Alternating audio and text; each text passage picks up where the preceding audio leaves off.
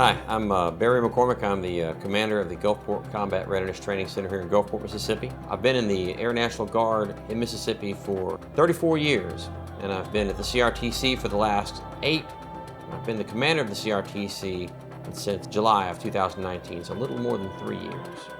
So here at the CRTC, as the commander, I'm in charge of all the personnel that we have here. We have about 250 full-time personnel that work here. About 1/5 of those are military personnel or federal employees.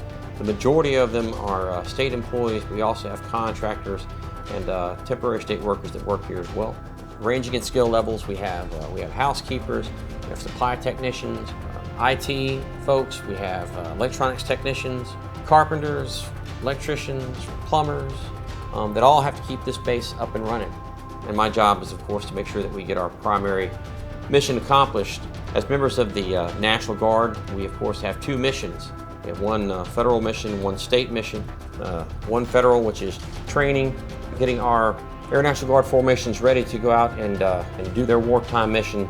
And one is for the state, which is to provide a home plate for disaster response here on the Gulf Coast.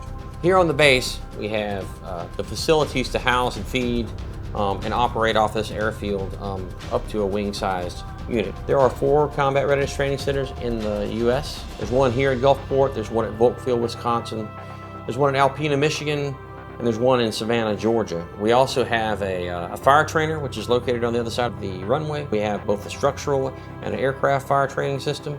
We typically have 1 or 2 military fire departments come and train every month. Like most Air National Guard facilities, we have a joint use agreement with the local regional airport.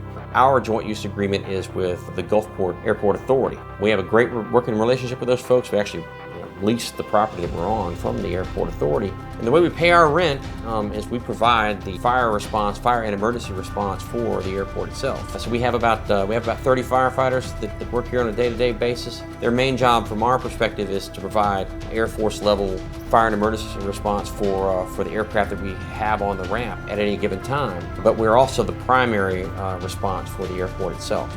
HCDC really helps us get the word out. Not a whole lot of folks know we're even here, but we still need personnel to run this high quality, dedicated individuals.